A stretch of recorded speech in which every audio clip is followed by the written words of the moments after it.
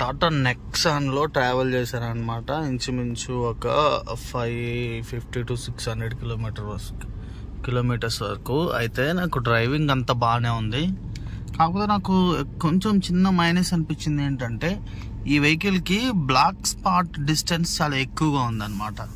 అసలు యాక్చువల్గా black spot ఏంటంటే ఇది ఉంది చూసారా, ఈ గ్యాప్ నుండి ఇగో ఇక్కడ ఈ ఎడ్జ్ నుండి ఇటువైపు ఆ ఎడ్జ్ వరకు ఈ మధ్య ఈ సైడ్లో మనం చూస్తే ఇటువైపు చూస్తే ఇది కనపడదు. సో మనం చూస్తే ఇటువైపు అయినా చూడాలి లేదా ఇటువైపు అయినా చూడాలి.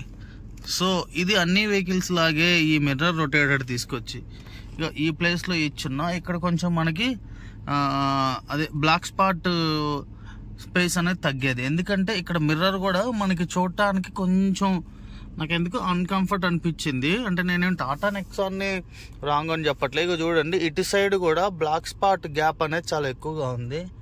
మనం ఏ కార్కి చూసుకున్నా బ్లాక్ స్పాట్ డిస్టెన్స్ అనేది ఉంటుంది. అయితే ఎవ్రీ కార్కి front side right and left and back right and left ఉంటుంది అనమాట.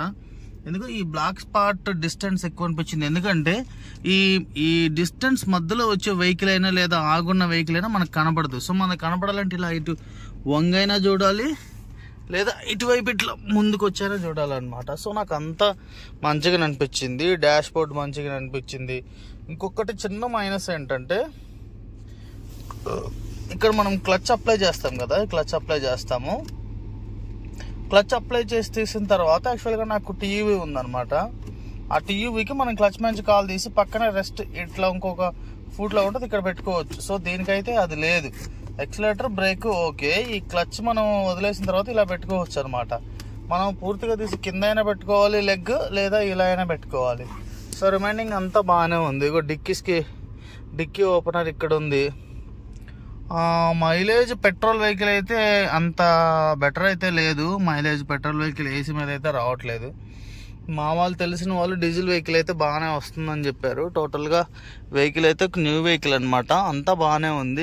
ఈ వెహికల్కి వచ్చేసరికి సన్ రూఫ్ కూడా ఉంది. సన్ రూఫ్ ఎలా ఓపెన్ చేస్తారంటే ఇగో ఇలా నొక్కితే సన్ రూఫ్ ఓపెన్ అయిపోయింది అనమాట. కనబడుతుంది కదా. మళ్ళా మిడిల్ దాన్ని ఇట్లా నొక్కి పట్టుకుంటే మళ్ళీ సన్ రూఫ్ క్లోజ్ అయింది. తర్వాత ఇది మనం హ్యాండ్తో ఇలా లాక్కోవచ్చు అనమాట. దీనికి ఏం ప్రాబ్లం ఉండదు. దీన్ని ఇలా ముందుకు వెనక్కి నెట్టుకోవచ్చు. లేదా అలా వద్దు మనకి ఎయిర్ మాత్రం చాలనుకుంటే ఇదిగో ఇది నొక్కితే ఇది వెనక్కి వెళ్ళిపోయి కొంచెం అక్కడ బ్యాక్ సైడ్ కనపడుతుంది కదా డిస్టెన్స్, ఆ బ్యాక్ వాటికే అప్ అయిద్ది అనమాట. అదిగో జస్ట్ ఎయిర్ కోసం.